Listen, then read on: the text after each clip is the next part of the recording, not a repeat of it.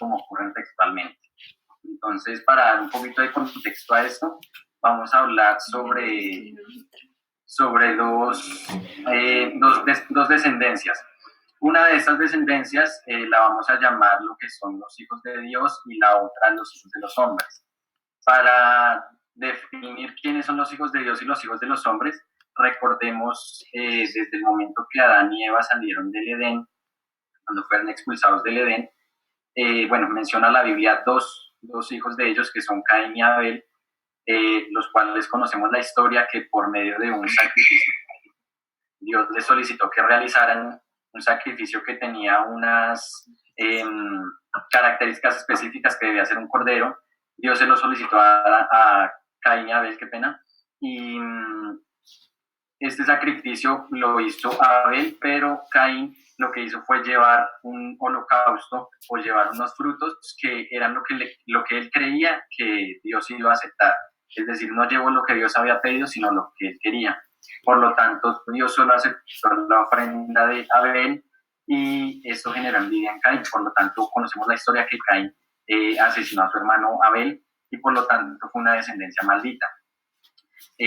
Dios permitió que, digamos que a cambio de Abel o para reemplazar el espacio de Abel, viniera un hijo que se llama Set.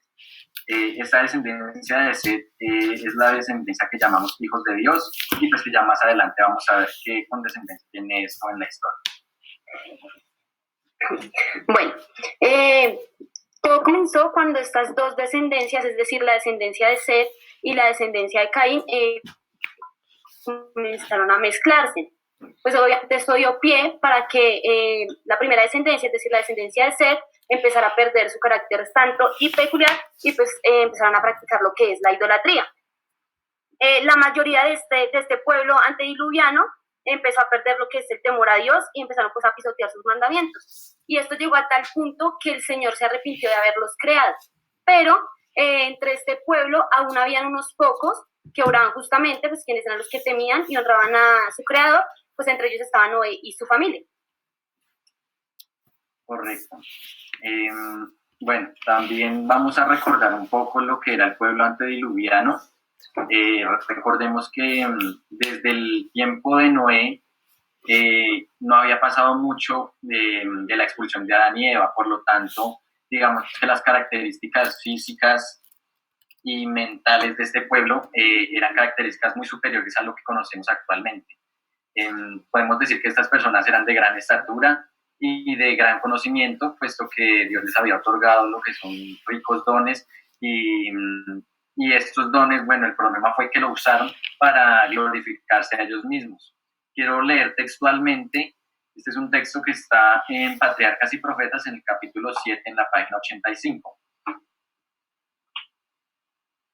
El texto dice de la siguiente forma: emplearon el oro y la plata, las piedras preciosas y las maderas selectas en la construcción de mansiones para sí, y trataron de superarse unos a otros en el embellecimiento de sus moradas con las más hábiles obras del ingenio humano. Solo procuraban satisfacer los deseos de sus orgullosos corazones y se aturdían en escenas de placer y perversidad. No deseando conservar a Dios en su memoria, no tardaron en negar su existencia. Adoraban a la naturaleza en lugar de rendir culto al Dios de la naturaleza. Glorificaban el ingenio humano, adoraban las obras de sus propias manos y enseñaban a sus hijos a postrarse ante imágenes esculpidas. Construyeron altares a sus ídolos en los verdes campos y bajo la sombra de hermosos árboles. Bosques extensos que conservaban su follaje siempre verde eran dedicados al culto de dioses falsos. A estos bosques estaban unidos bellos jardines con largas y sinuosas avenidas adornadas de árboles cargados de frutos y de toda clase de estatuas, todo lo cual estaba provisto de cuanto podía agradar a los sentidos y fomentar el voluptuoso deseo del pueblo, y así inducirlo a participar del culto idólatra. Los hombres eliminaron a Dios de su mente y adoraron las creencias de su propia imaginación y como consecuencia se degradaron más y más. Digamos que este texto nos da un poco de las características o de las cosas que estaban realizando este pueblo antediluviano que no agradaban a Dios. Es decir, se estaban enalteciendo ellos mismos, estaban pues llevando a cabo lo que era la idolatría y bueno, distintos pecados que aparecen en el texto, y digamos que esto fue lo que desagradó a Dios. Y bueno, también esto nos lleva a pensar un poco en la capacidad de las mentes de estas personas. Dice que eran personas pues muy de mucho conocimiento y que tenían demasiados talentos. Listo. Bueno, ya. Teniendo en cuenta todo lo que acaba de mencionar Sebastián, todo el pecado que en ese entonces pues, se veía en ese pueblo, el Señor decidió enviar un mensaje por medio de un ángel a Noé para que, para hacerle saber que él ya no tendría más misericordia con los miembros de esta raza corrupta, pero pues el Señor tampoco quería que ignoraran el propósito de él. Entonces lo que hizo fue empezar a transformar y a instruir a Noé para que se convirtiera en un fiel predicador y pues asimismo diera a conocer el mensaje de la destrucción que se avecinaba pues al pueblo. Hay que tener en cuenta que este mensaje Dios lo envió con 120 años antes de que llegara el diluvio. Entonces, bueno, Noé tenía una responsabilidad muy grande. La primera, pues obviamente era avisar al pueblo acerca de esta destrucción, dar a conocer este mensaje, y aparte de esto también tenía que llevar a cabo la construcción del arca. Hay que recordar también que el Señor siempre mantiene un remanente para predicar y anunciar su profecía.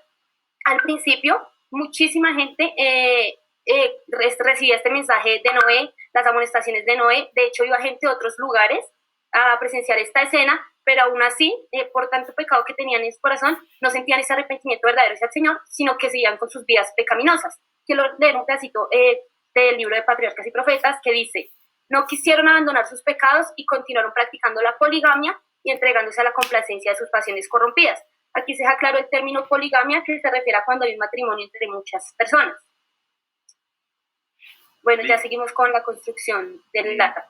Sí, les recuerdo que ya quedan 2 minuticos para que se cierre la reunión, entonces por favor, bueno, todos salgamos de la reunión y volvemos a entrar al mismo enlace para que otra vez se renueve el tiempo, no vayamos a cortar.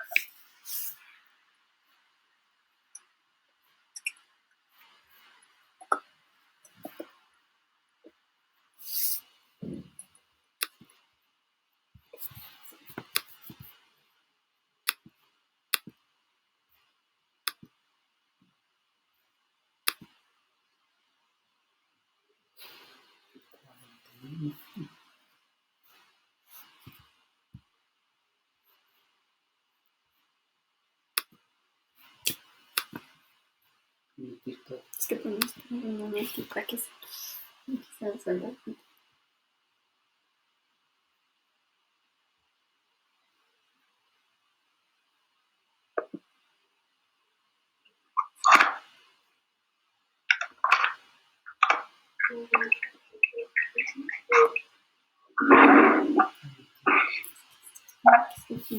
Para que sean.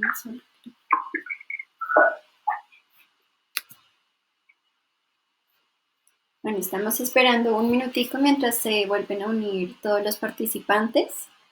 Esperemos un minutico y ya continuamos. Bueno, ahí estamos de nuevo. Gracias, bienvenido hermano Leonardo. Muchas gracias, qué bueno verlos. Igualmente, Leito, me alegra mucho verlo y saludarlo. Qué rico, qué bueno. Gracias también a ustedes.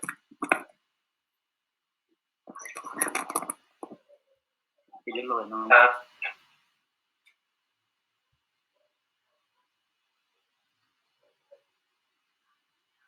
¿Listo? Listo.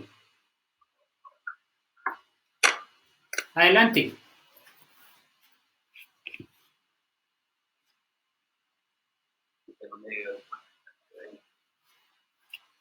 ¿Ya? Sí, adelante, Alejandra y Sebastián. Y Sebas, ¿qué se hizo? No lo veo. Ya sí, está grabando. Sebas. Sí, ya ingresó.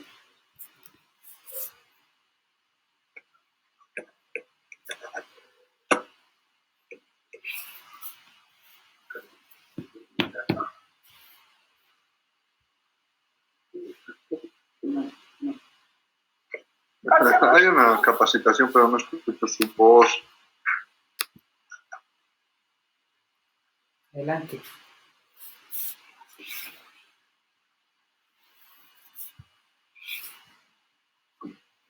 Listo, entonces vamos a continuar. Habíamos quedado en que Dios le dio un mensaje a su patriarca Noé, que era la construcción de un arca. Dios específicamente le dio a Noé las características que debía tener esta embarcación. Entre esas características tenemos que, bueno, estas medidas originalmente se dieron en pies, ahorita yo ya las pasé a metros para que las entendamos más claramente en nuestro sistema de mediciones. Dice Dios que le pidió a Noé que construyera esta arca con 150 metros de largo, 28 metros de ancho y 15 metros de alto. Esta embarcación solo tenía una ventana en la parte superior, tenía 3 pisos de altura aproximadamente y la puerta estaba al costado. Esta puerta era el único acceso que tenía el arca. Entre los compartimentos que tenía, bueno, tenía varios compartimentos y todos los compartimentos se iluminaban por la ventana que estaba en la parte superior de la embarcación. El material específicamente, Dios le dijo que tenía que ser madera de gofer o ciprés, la cual es una madera que tiene una característica y es que dura bastantes años, cientos de años. Las tablas que pues conformaron la embarcación dice que fueron calefateadas con brea. El término calefatear es cerrar las junturas de la madera para que no entre el agua a la embarcación.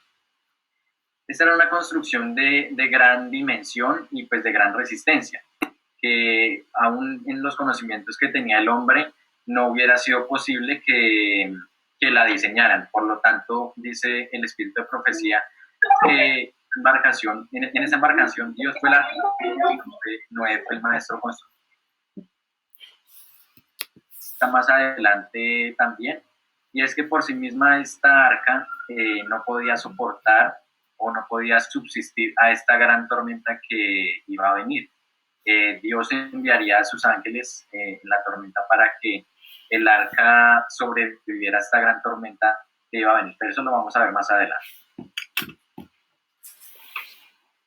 Bueno, está escrito que cada golpe que Noé daba en la construcción del arca equivalía a una predicación. Esto quiere decir que Noé daba testimonio de fe por cada golpe. Bueno, como ya les había dicho anteriormente, Noé tenía una responsabilidad muy grande. Noé tenía que dirigir, predicar y trabajar, mientras la gente lo contemplaba pues con asombro y lo tildaban de fanático. Hay que tener en cuenta pues que este pueblo estaba muy cegado por el pecado, por la idolatría y por la liviandad, que pues obviamente veían los actos de Noé como fanatismo. Bueno, algo que se mencionó al principio es que de este pueblo antediluviano aún habían unos pocos que obraban justamente. Esto quiere decir que Noé y su familia no estaban solos al temer y obedecer a Dios. Pero Noé era el hombre, de todos los hombres de la tierra, Noé era el más santo y piadoso. Por eso fue que el Señor preservó en él, pues, para poder llevar a cabo su voluntad. Bueno, en la construcción del arca estuvo presente Enoc, quien era el padre de Matusalén. También estuvo Matusalén, quien era padre de Noé, posiblemente sus familias. Pero estas personas no alcanzaron a vivir cuando llegó la tempestad. Aquí tenemos un dato curioso, no sé si pueda intervenir Juanca, que es qué significa el nombre de Matusalén y qué representa Matusalén en la profecía. Entonces no sé si más adelante o quiere intervenir de una vez. Sí, ese dato lo vamos a responder después.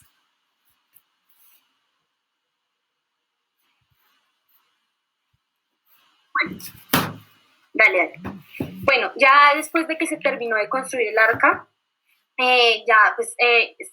llegó a la tarea de reunir a los animales. Entonces, pues sabemos que esto es una tarea casi que imposible para un ser humano, pues habían animales muy grandes, animales feroces. Entonces, lo que hizo el Señor fue enviar ángeles para que reunieran a los animales de los bosques y de todo tipo, y asimismo los dirigieran hacia el arca. Este evento estuvo sucediendo durante 7 días, es decir, durante 7 días llegaban animales al arca. También pues llegaban aves de todo tipo, y está escrito que era tanta la cantidad de aves en el cielo que se oscureció. Bueno, el Señor permitió que fuesen llegando de 2 en 2, macho y hembra, y de los animales limpios, grupos de a 7. Una pregunta. Este evento obviamente lo contempló todo el mundo. Señor. Qué pena. Una pregunta. Así como los seres humanos eran más grandes, en este tiempo los animales pudieron haber sido más grandes. Sí. Sí, claro que sí. Esa- Esas preguntas las vamos a resolver en la segunda sección, después de la narración, y va a ser muy interesante, entonces guarden sus preguntas para ahorita la segunda parte. Está bien. Bueno, como venía diciendo, este evento fue contemplado por todo el mundo, por muchísima gente, pero aún así lo único que causó en ellos fue una impresión pasajera debido a que sus corazones estaban endurecidos de tanto pecado. Bueno, ya. Vale. Aquí ya sigue, ya después de que los animales entraron al arca, y no hay que entrar con su parte. Correcto. Entonces, es importante pues que tengamos en cuenta si los animales entraron al arca, y fue un evento, claro, que fue maravilloso para todas las personas, pero como se dijo, este fue un evento que solo causó una impresión momentánea. Es decir, sintieron un arrepentimiento que no era genuino, pero pues decidieron seguir más bien con el pecado pues que ellos ya tenían. Noé, antes de entrar al arca con su familia, dice que les hizo una amonestación a todas las personas y les dijo que buscasen un lugar para refugiarse, porque lo que sobrevendría pues iba a ser destrucción. Aún así, digamos que todas estas personas, por más de los 120 años que ya habían recibido de predicaciones, no le hicieron caso a esta última amonestación que les hizo Noé. Ellos siguieron en sus fiestas y en sus diversiones. Bueno, al momento que Noé ya ingresó al arca con su familia, los cuales eran Sem, Cam y Jafet y sus esposas, y claramente Noé y su esposa, es decir, 8 personas, dice que físicamente no era posible el hecho de cerrar la puerta desde el interior del arca. Tengamos en cuenta que era una puerta que era bastante pues grande, de gran magnitud, pues por los animales que debían ingresar, y que era una puerta bastante maciza y pesada. Por lo tanto, por fuerza física de una persona o desde el interior era imposible cerrar esta puerta. Por lo tanto, Dios envió un ángel. Dice que este ángel tenía el resplandor de un relámpago, el cual bajó del cielo, cerró esta puerta, y una vez cerrada la puerta, el ángel volvió así mismo como llegó. Después de la entrada del arca, estuvieron 7 días en la embarcación, 7 días en los que no hubo ningún rastro de lluvia o algo por el estilo. Por lo tanto, esto digamos que prestó para que la multitud o el pueblo se fuera contra Noé y se burlaran de él y blasfemaran de lo que él estaba haciendo. También recordemos que digamos que el decir un diluvio en ese tiempo era algo casi que imposible para estas personas, porque digamos que biológicamente no era posible que cayera agua del cielo en tal magnitud que inundara la tierra. Tengamos en cuenta que anteriormente el riego o la hidratación pues, de la vegetación se hacía por medio de una neblina o una nube que bajaba a la tierra en la noche, y esta pues actuaba junto a las plantas, y de esa manera pues las plantas y la vegetación se hidrataba. Por lo tanto, el pueblo antediluviano no había visto una tormenta o no conocía lo que era la lluvia que cayera del cielo como tal. Entonces, claro, esta gente se fue en contra de Noé, se burlaban de él, blasfemaban de él, y eso fue una prueba para la fe de él y su familia. Claramente estar 7 días en los que no pasaba nada y estar encerrado ahí, pues fue una prueba bastante fuerte, y dice que fue la última prueba que Dios puso en la fe de Noé. Pero Noé estaba tan bien afirmado y tenía su creencia en Dios tan fuerte que él no dudó en ningún momento de lo que Dios iba a obrar. Bueno, mientras estos 7 días el pueblo, como dije, continuó con su normalidad en sus fiestas, aún habiendo visto antes ya las maravillas que había hecho Dios, el hecho de que los animales entraran, el hecho de que un ángel bajara y cerrara la puerta, no los conmovió para que pues hubiera un arrepentimiento en sus corazones.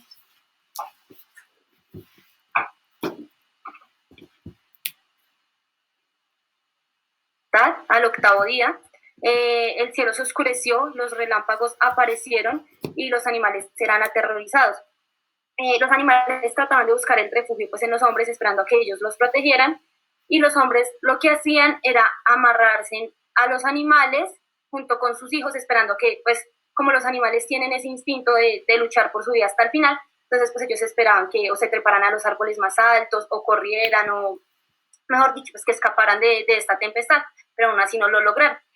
Bueno, literalmente del cielo caían cataratas y de los fundamentos del abismo, es decir, de la tierra, salía expulsada pues, agua con muchísima fuerza y pues que mandaba a volar rocas gigantes a cientos de metros. Por eso es que tal vez nosotros nos preguntamos pues, cómo pudo haber llegado esa roca hasta por allá. Eso ahorita yo creo que lo vamos a tratar. Bueno, la gente, pues como lo dijo Sebastián, nunca había presenciado algo similar. En ese entonces no llovía. Esta tormenta era tan violenta que hasta el mismo Satanás temió por su vida. Obviamente, al estar en esa situación, mucha gente empezó a sentir ese arrepentimiento, pero pues ya era demasiado tarde. Noé estuvo 120 años tratando de darles a conocer el mensaje, de amonestarlos, y aún así no quisieron escucharlo, entonces pues ya no había nada que hacer. Obviamente pues habían otros, muchos, que también maldecían y acusando al Señor de injusto y de cruel.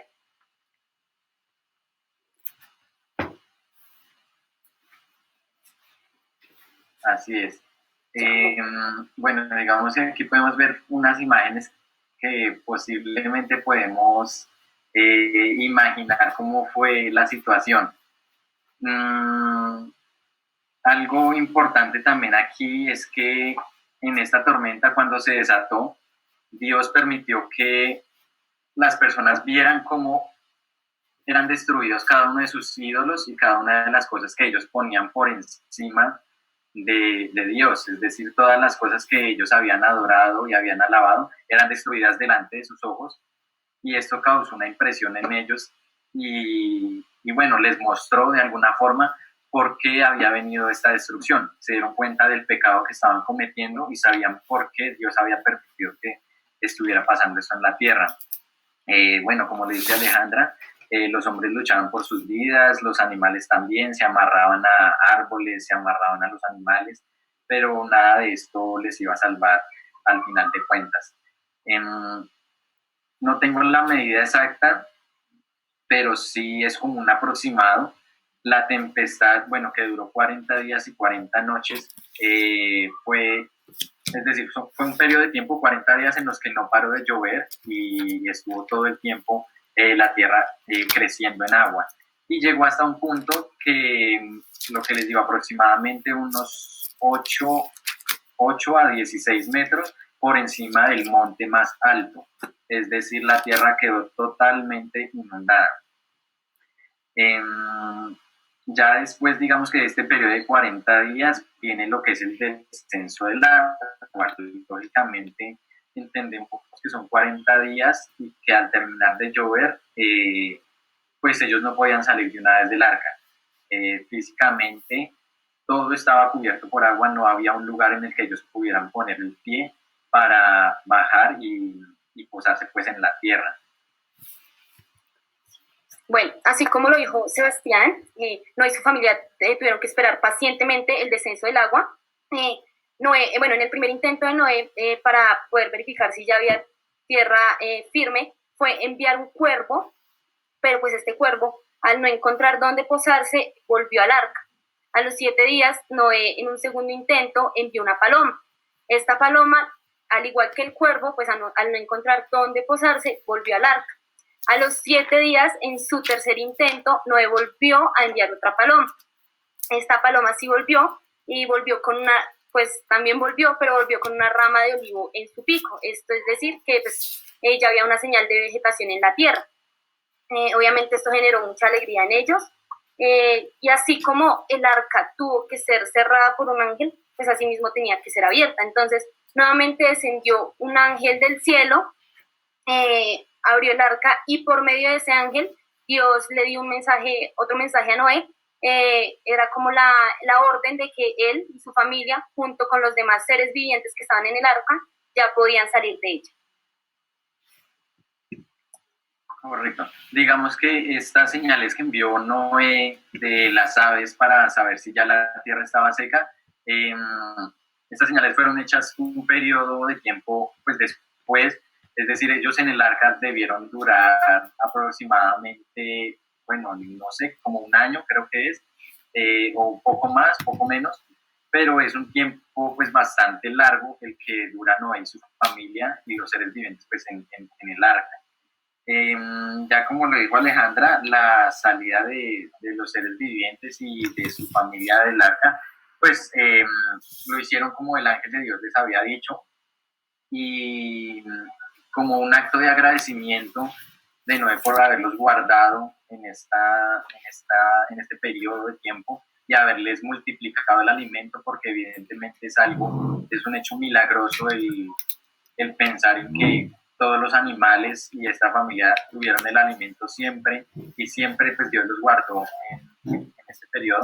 Pues lo que hizo Noé fue hacer un holocausto en el cual tomó un ejemplar de cada animal limpio, de los que habían entrado al arca, y lo sacrificó como pues un acto de agradecimiento a Dios. Dios, bueno, ya aceptó este agradecimiento que estaba haciendo, este holocausto que estaba haciendo Noé, y le hizo un pacto a Noé y pues a toda la humanidad ahora, y es que él no volvería a destruir la tierra por medio de un diluvio. La firma de este pacto fue el arco iris que todavía podemos presenciar, y que al verlo deberíamos recordar esta hermosa promesa, que es que Dios no va a volver a destruir la tierra con agua. Y esta, digamos que es la forma resumida de contar la historia. Ya como les había dicho, esto lo sacamos de Historia de la Redención, Patriarcas y Profetas, y de la Biblia claramente, para que ustedes mismos lo lean y vean cómo son estos eventos.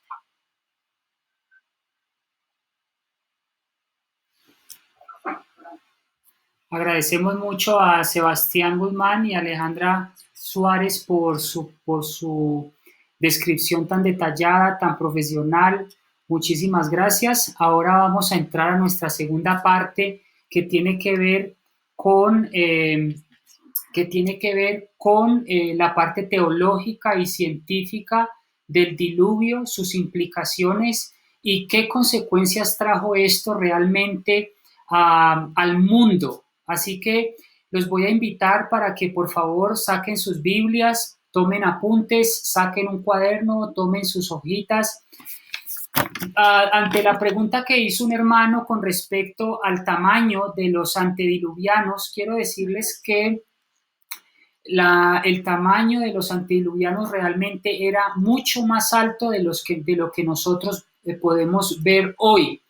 Entonces quiero corroborarlo con Números capítulo 13, versículo 32 y 33, así que por favor vamos a mirar Números capítulo 13. Esto significa que a los animales, el ser humano al ser mucho más grande, obviamente los animales eran de igual proporción. Está bien definido y bien determinado por la ciencia que nosotros hemos ido perdiendo estatura por la degradación genética que hemos ido teniendo, por la alimentación que hemos ido teniendo a lo largo de los años, por la forma del cuidado, la misma atmósfera, el mismo ambiente.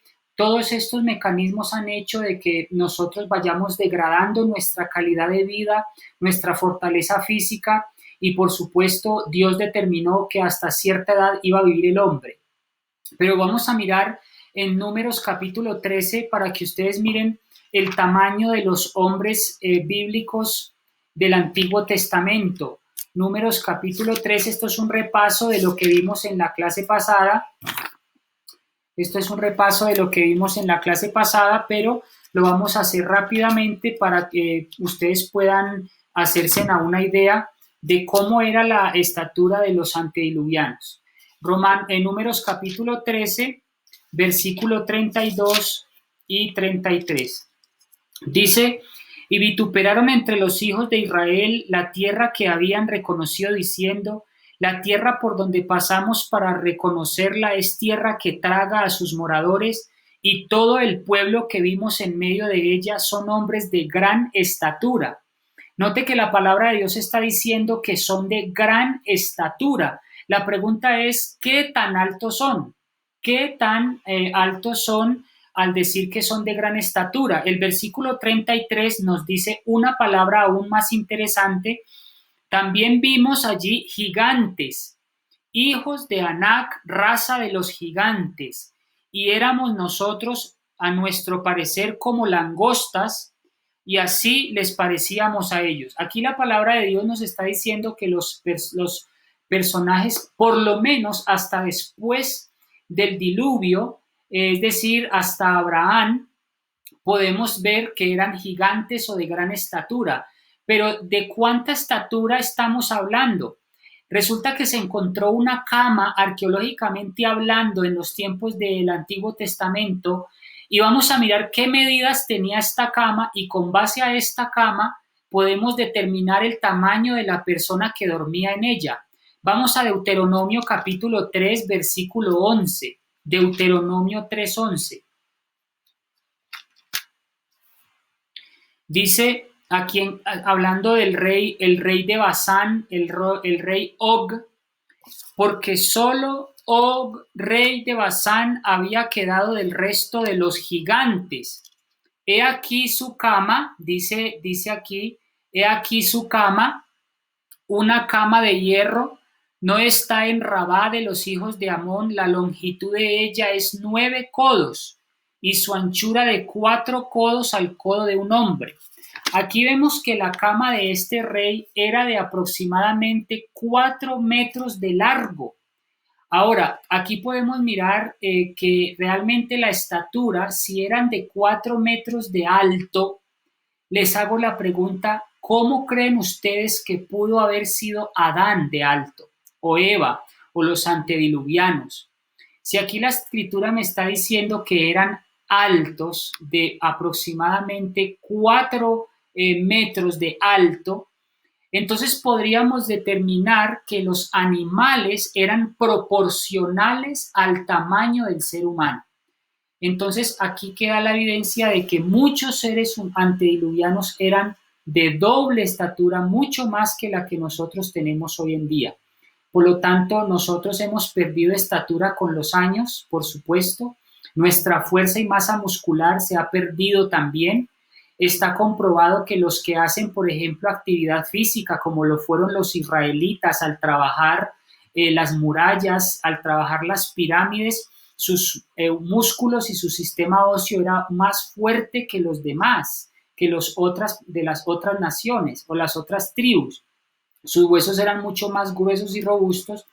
Eso quiere decir que a medida que nosotros somos más sedentarios en el tiempo, nuestros músculos y huesos se vuelven cada vez más frágiles o más delgados, y eso hace que también perdamos tanto estatura como masa muscular. Bien, vamos entonces a hablar propiamente dicha. Voy a compartirles una diapositiva.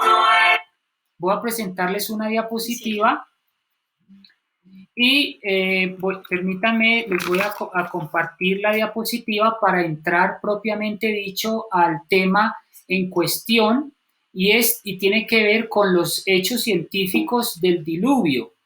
Ahí pueden ver la presentación. Sebastián, alza la manito para mirar si sí. Muy bien.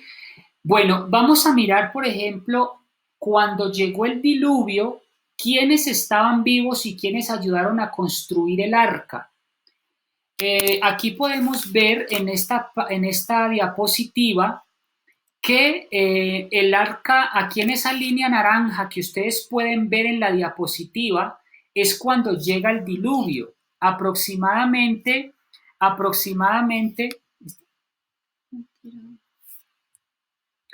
aquí pueden ver aproximadamente que el diluvio llegó desde Adán, desde el año 0, ubiquemos a Adán, ¿no?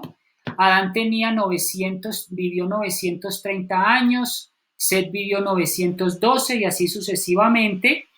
Y aquí podemos ver cuándo llega el diluvio, ¿no? Adán tenía más o menos 930 años, el diluvio llegó aproximadamente en el año 1700, entre el 1600 y el 1700 llega el diluvio. Por lo tanto, aquí podemos mirar, ir bajando para ver quiénes estaban vivos en la construcción del arca.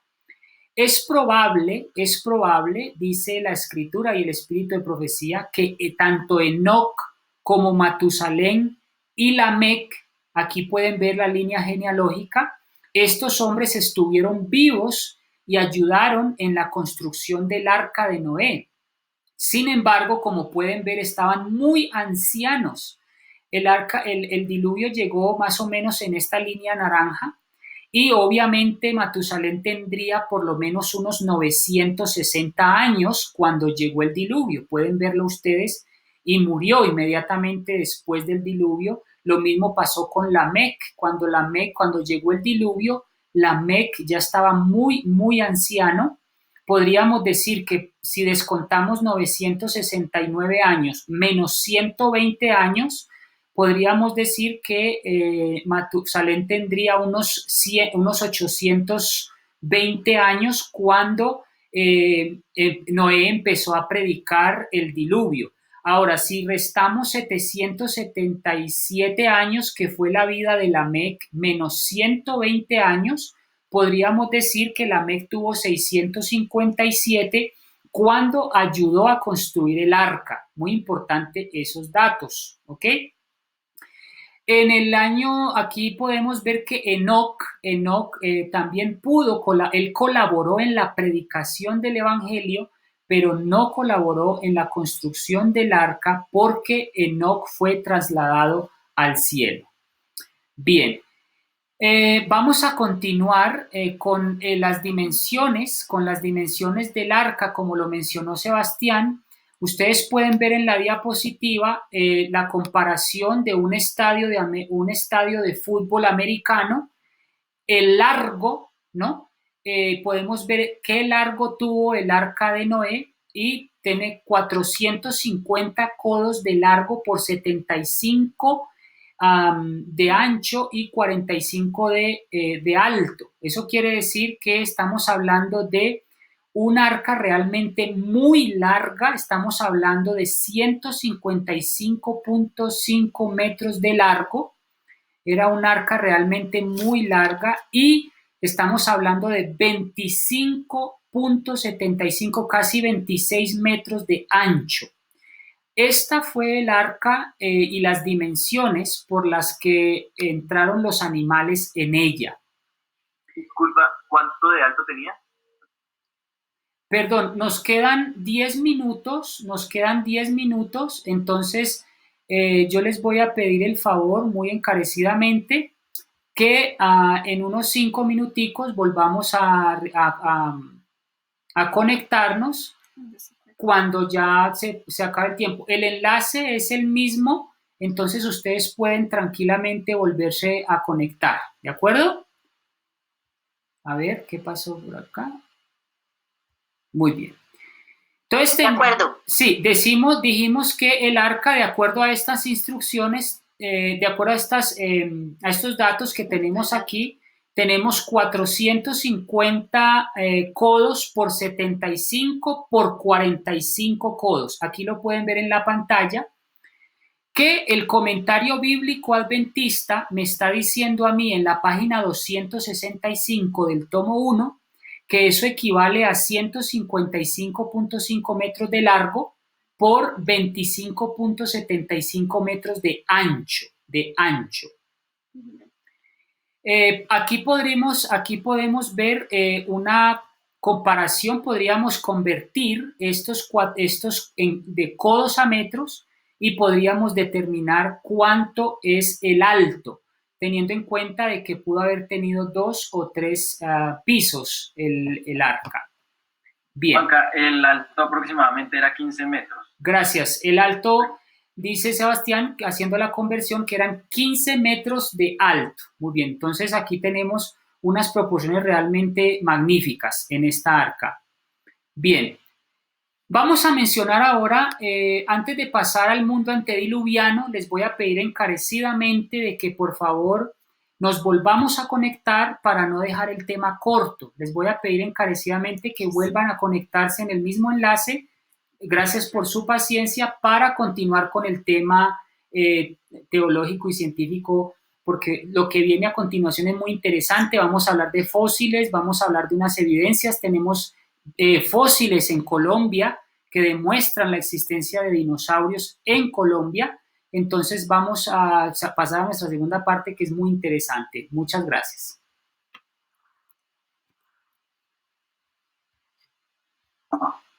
¿Salimos ya, Camilo? Sí, pueden salir ya y volvemos a conectarnos. Gracias. Es que el puntero ahí tú escoges y se ve más. ¿Y aquí qué inicia? Iniciarse. No, yo compartí ahorita, sí.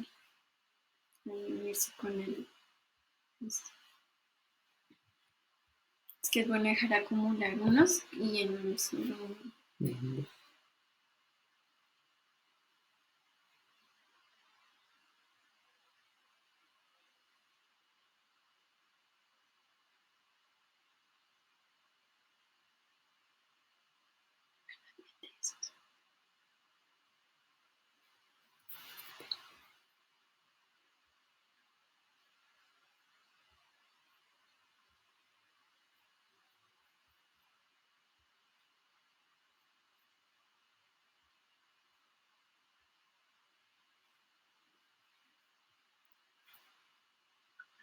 Bienvenidos. Bueno, entonces vamos a continuar.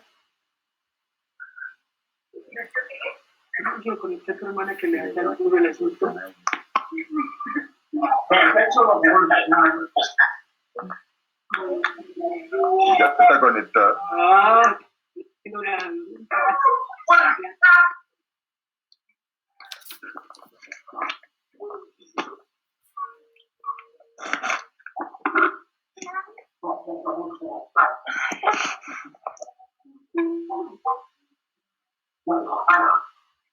Bueno, vamos a continuar entonces. Vamos a pedirle a los hermanos que puedan silenciar sus micrófonos para continuar mientras continuamos con la exposición. Aprovecho para darle la bienvenida a todos los que están conectados.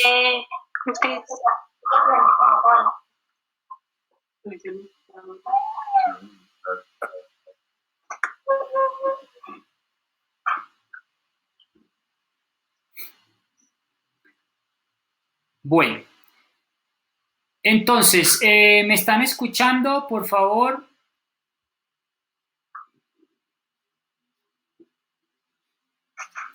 Bien, vamos entonces a continuar. Vamos primero a mencionar cómo era la vida antediluviana, ¿de acuerdo? Vamos a mirar un poquito cómo era esta vida antediluviana y vamos a corroborarlo con los pasajes bíblicos que tenemos aquí. Entonces, ¿cómo era el mundo antediluviano? Ya miramos que Dios creó al hombre alto con unas proporciones altas de gran tamaño. Esto es proporcional a los animales que también debían ser de gran tamaño. Les quiero decir lo siguiente. Si Dios no hubiera hecho estos animales robustos desde un principio y si no hubiera hecho al hombre robusto desde un principio, el hombre hoy ya se hubiera extinguido. El hombre ya, tanto el animal se hubiera extinguido si Dios debió haber hecho al hombre con esta vitalidad. En primer lugar, en el mundo antediluviano no llovía. Vamos a ver Génesis capítulo 2, versículo 5. Vamos a usar mucho la palabra de Dios y les pido que busquen en su propia Biblia para que lo corroboremos y sea más interesante. Génesis capítulo 2, 5 dice la palabra de Dios: y toda planta del campo antes que fuese en la tierra y de toda hierba del campo antes que naciese, porque aún no había Jehová hecho llover sobre la tierra, ni había hombre para que labrase la tierra. Aquí estamos viendo que esto es antes del diluvio, y aquí no llovía. Por eso es que no le creyeron a Noé que fuera a llover, y menos 40 días, menos que fuera a caer agua del cielo. Ellos no podían creer eso.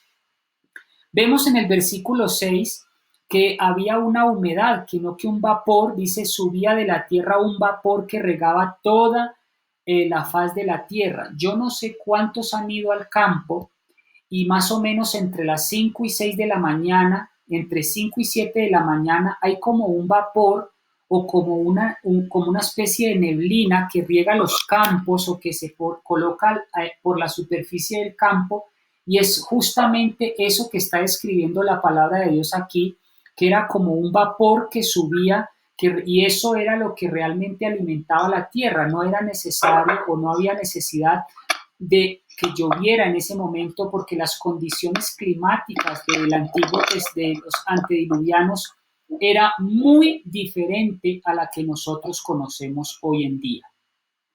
Si nosotros miramos Génesis capítulo 2, el versículo 10 al 14, vamos a mirar de que habían ríos.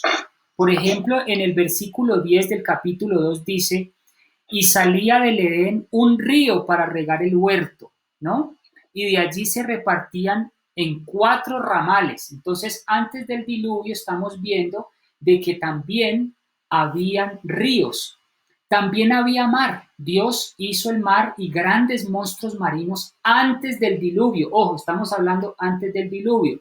Miremos, por ejemplo, lo que dice Génesis capítulo 1, versículo 20. Génesis capítulo 1, versículo 20 habla de que Dios creó el mar, o en ese momento dispuso el mar, produzcan las aguas criaturas que se mueven y tienen vida, y aves que vuelan sobre la tierra en el firmamento abierto en los cielos. Y dice el versículo 21, y creó Dios las grandes ballenas y toda criatura que se mueve, que las aguas produjeron según su género, y toda ave alada según su género, y vio Dios que era bueno. Aquí estamos viendo de que Dios crea las ballenas, por lo tanto había mar. Les voy a dejar una pregunta para que lo piensen mientras tenemos el tema. ¿Por qué no entraron los dinosaurios al arca? ¿Por qué no entró? Hay dinosaurios de gran tamaño. ¿Por qué no entró un dinosaurio al menos de menor tamaño? ¿Por qué no entraron los dinosaurios al arca? Y esa pregunta la vamos a responder si tenemos el tiempo en el transcurso de este tema. Es un tema muy interesante y nos vamos a dar cuenta por qué Dios no permitió que los dinosaurios entraran al arca. Bien. También hay insinuaciones bastante claras que había oculta debajo de la tierra. Está bien demostrado también de que hay agua debajo de la tierra. Prueba de eso son los aljibes. Yo no sé si alguno de ustedes han vivido en el campo y han encontrado pozos de agua debajo de la tierra. Eso significa de que Dios usó este arsenal debajo de la tierra para que también causara como una de las causas del diluvio. Aquí podemos ver, vamos a, por ejemplo, a Génesis 7:11, donde corrobora de que cuando Dios trajo el diluvio sobre la tierra, usó el arsenal del agua que había debajo de la tierra para que hubiera un diluvio cataclísmico como el que vamos a ver a continuación.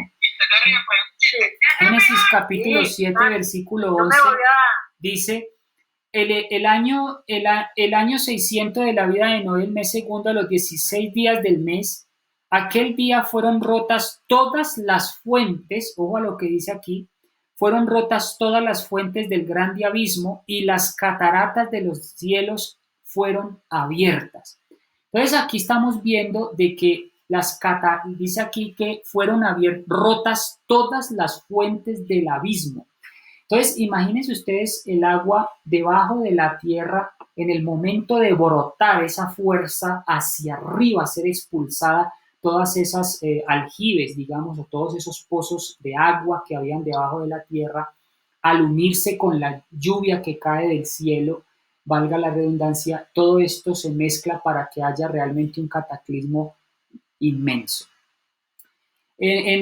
También podemos ver que antes del diluvio las colinas y las montañas no eran tan altas y escabrosas como en la actualidad. Eso lo podemos corroborar en Historia de la Redención. El mundo, cuando fue salido en las manos del Creador, era muy distinto a la forma en como nosotros lo vemos hoy. Entonces aquí podemos ver que las colinas y las montañas no eran tan altas y escabrosas como las vemos en la actualidad. Y por último, vemos que la vegetación y la vida animal eran muy superiores a las que existen ahora. Lo podemos corroborar en Spiritual Gifts o dones espirituales, página 33. Bueno, vamos a mirar un poco la cronología del diluvio, corroborando lo que nos dice Sebastián y Alejandra. Quiero contarles, ¿ustedes se han preguntado cuántos días realmente duró Noé en el arca? Aquí tenemos los datos científicos al respecto. 7 días después que Noé entró en el arca, brotaron violentamente aguas subterráneas como acabamos de verlo. Acompañemos eso con la lluvia que duró por lo menos 40 días. Quiero que ustedes se imaginen solamente la escena. El agua debajo de la tierra más la lluvia que duró 40 días. Este periodo de 40 días puede estar incluido dentro de los 150 días en el que el agua prevaleció sobre la tierra. Quiero que me ayuden, vayan conmigo a Génesis capítulo 7, versículo 18 y 19. Génesis 7, 18 y 19. Dice: y prevalecieron las aguas y crecieron en gran manera sobre la tierra, y flotaba el arca sobre la faz de las aguas. Vamos a pedirle a las personas que tienen activos el micrófono que por favor lo apaguen. Bien. Génesis 7, 18 dice: y prevalecieron las aguas y crecieron en gran manera sobre la tierra, y flotaba el arca sobre las aguas, y las aguas prevalecieron mucho en extremo sobre la tierra, y todas las altas montañas que había debajo de todos los cielos fueron cubiertas. Y miren lo que dice el versículo 24: y prevalecieron las aguas sobre la tierra 150 días. Por lo tanto, estamos aquí mirando de que de golpe Noé estuvo naufragando en los mares del mundo 150 días. Ahora, la pregunta que surge es, ahora, ¿cuánto tiempo duró en que las aguas bajaran de nivel o en la disminución del agua? Esto lo podemos corroborar, duró 225 días más. 225 días más. Las aguas retornaron gradualmente sobre la tierra. Vamos a Génesis, ahí mismo, Génesis capítulo 8, versículo 3, para que ustedes miren cómo fue el proceso de Dios deshacerse de toda esa agua que inundó la tierra. Génesis capítulo 8, versículo 3 dice: y las aguas retornaron gradualmente. Ojo a este punto, hermanos, porque quiero que noten esta palabra, retornaron gradualmente. Quiero que se imaginen la montaña más alta cubierta de agua, la más alta de la tierra cubierta de agua, por lo menos unos metros más alto que la montaña más alta. ¿Cómo hizo Dios para que gradualmente fuera bajando esa agua? ¿Cuánto duró? Esa graduación se le conoce como estratificación y podemos ver marcas por toda la tierra de que así pasó. Les voy a mostrar, por ejemplo, estas imágenes. Ustedes pueden ver unas líneas sobre las montañas que aparecen en todas partes del mundo. Estas líneas que ustedes ven ahí es el agua del diluvio, cómo fue bajando gradualmente y dejando marcas a medida que iban bajando las aguas. Lo más curioso de todo esto es que a medida que fueron bajando las marcas, podemos ver marcas de agua en los desiertos, imagínense, en las montañas, en las rocas por todas partes del mundo se han descubierto inclusive conchas y animales fósiles en cimas de montañas. Imagínense, se han descubierto conchas en desiertos. La pregunta del millón es, ¿qué hace una concha marina en la cima de una montaña rocosa en un desierto? Esas líneas que ustedes pueden ver en esas imágenes son estratificaciones que a medida que el agua iba bajando, iba dejando unas marcas de agua, iba dejando marcas en la tierra, y científicos han descubierto en las partes más altas de las montañas vestigios de caracoles y conchas de mar en los desiertos en estas capas o estratificación. Les voy a mostrar en Colombia, tenemos uno muy famoso. Esta es el Salto del Tequendama. Ustedes pueden ver en estas fotos las líneas, y esas líneas son líneas que son uniformes. Esas líneas uniformes me indican a mí que a medida que fue descendiendo el nivel del agua, el agua fue dejando esas marcas por toda la tierra, demostrando unas huellas, unas marcas de agua a medida que fue descendiendo el agua en las montañas. Si usted va y visita, por ejemplo, el Salto del Tequendama, usted se va a dar cuenta de que todo esto fue cubierto por agua. Toda esta sección que usted ve aquí fue cubierto por agua una vez. Han pasado muchos años para que el agua vaya descendiendo hasta llegar aquí a esta parte de la superficie. Pero quiero que se imaginen toda esta zona cubierta de agua una vez. Maravilloso. Les voy a mostrar otra imagen. Es el Cañón del Colorado. Ustedes pueden ver estas marcas de agua por todo el planeta, dando una evidencia científica a los evolucionistas y a los creacionistas de que estas marcas de agua evidentemente subieron hasta las montañas más altas y fueron descendiendo gradualmente a medida que el agua iba descendiendo. Muy bien.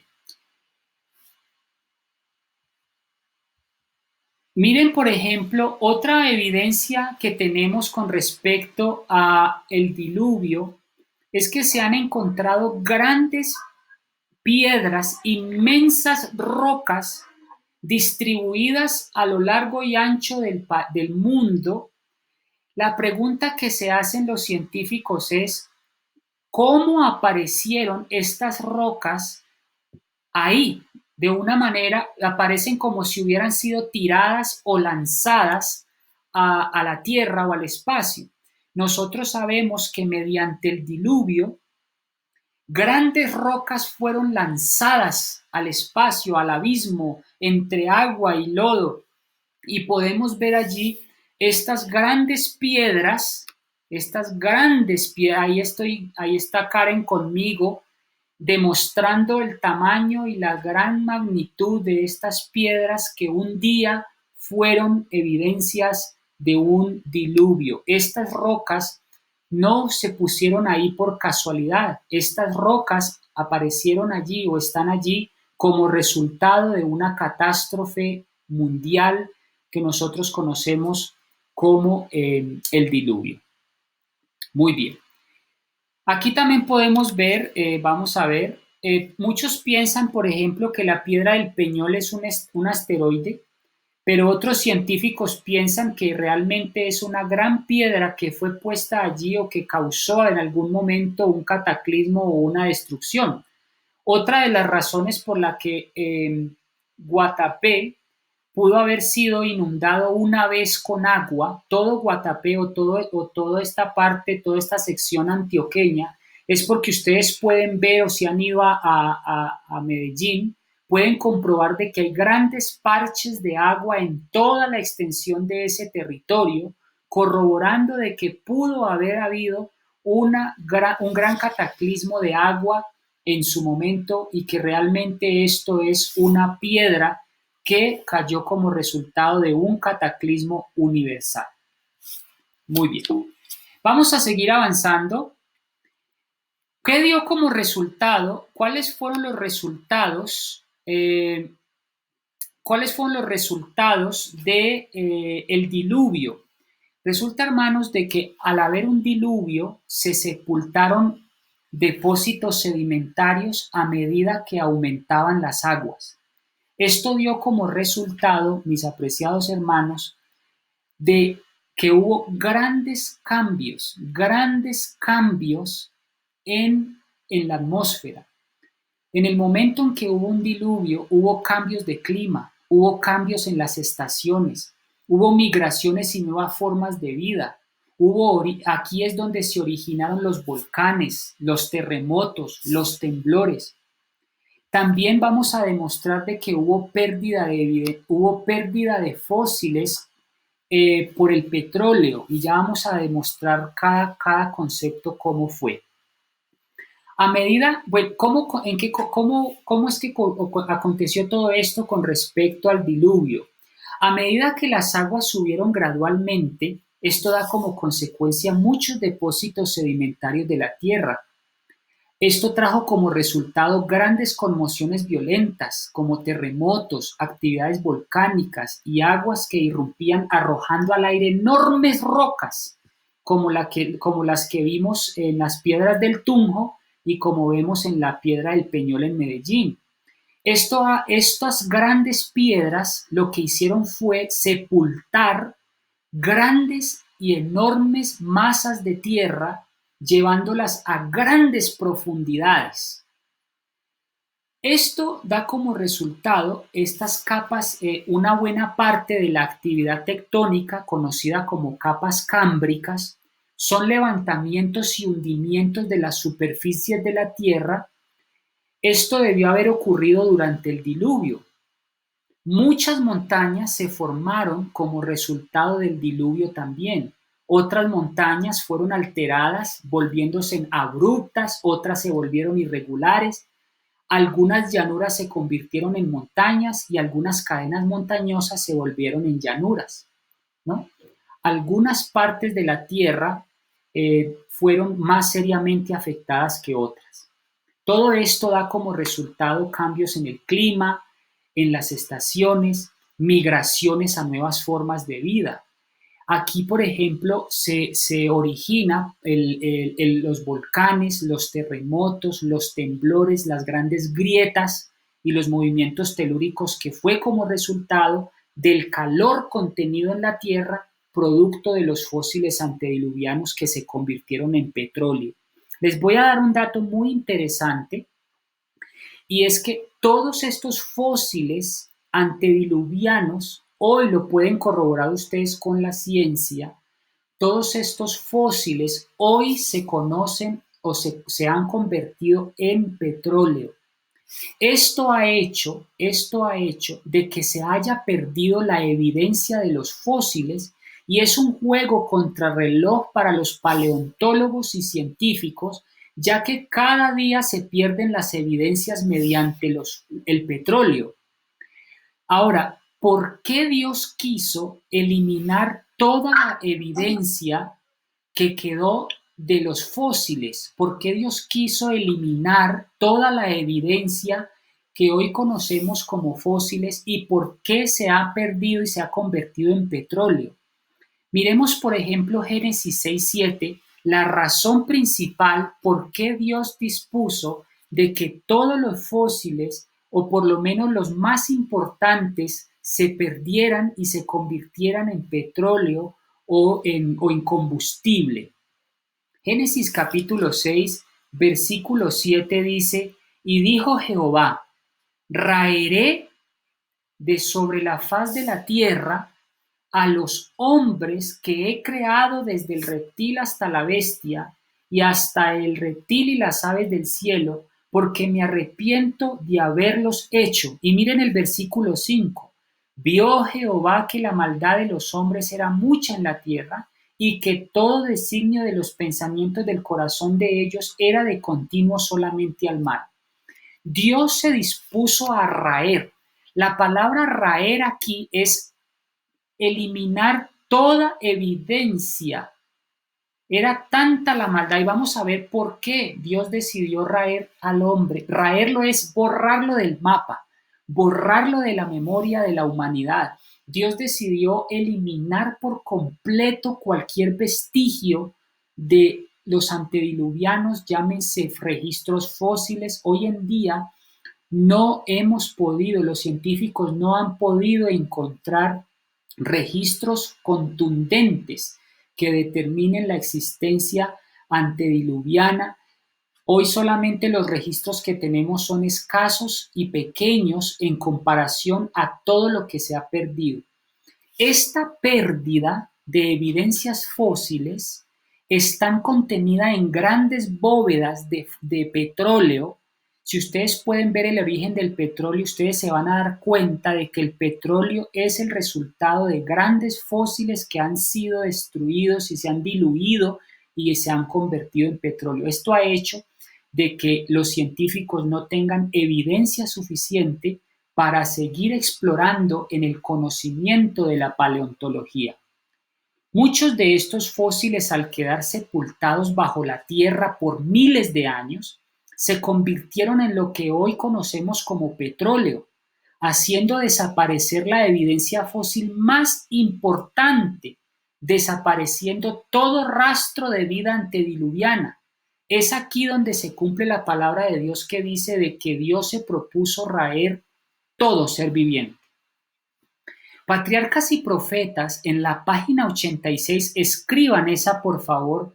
Patriarcas y Profetas, página 86, dice cómo es el proceso de petróleo, cómo se convirtieron todos estos fósiles en petróleo, escaseando los registros fósiles para un estudio paleontológico más detallado. Dice así, y les voy a leer textualmente de Patriarcas y Profetas, página 86. Inmensos bosques fueron sepultados.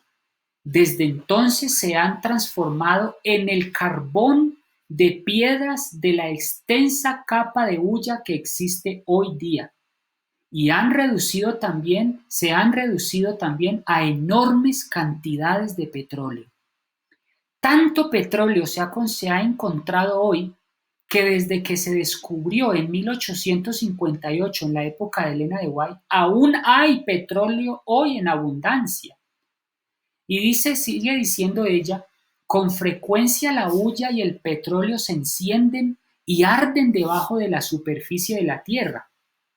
Como el petróleo es un combustible y está debajo de la tierra, ojo a esto, como el petróleo es un combustible y está debajo de la tierra y el centro de la tierra es tan caliente, el calor de la tierra en el corazón de la tierra hace que este combustible se caliente y se mezcle con las rocas, se quemen y se mezclen con piedra caliza y derritan el hierro de la tierra debajo de la tierra. Si usted le suma a esto la acción del agua y del vapor, esa cal se intensifica, ese calor, y es aquí donde se ocasionan y se generan los grandes volcanes, los terremotos y los grandes brotes ígneos. ¿Estamos entendiendo ese punto? Espero que sí. Sí, señor.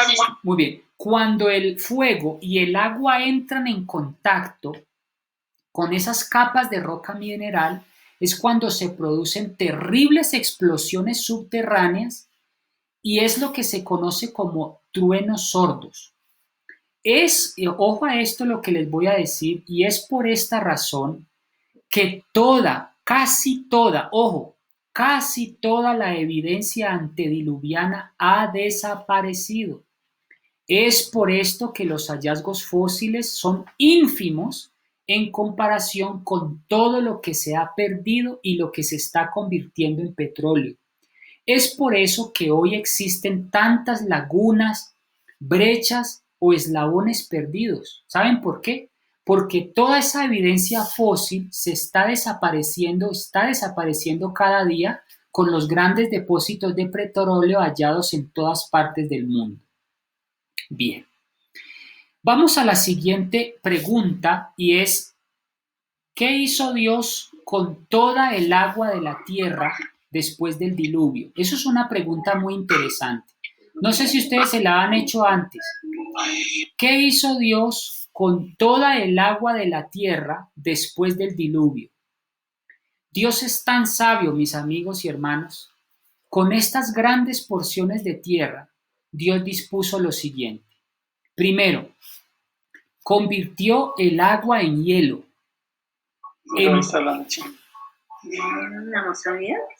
Convirtió el agua en hielo enviándola a los extremos de la tierra.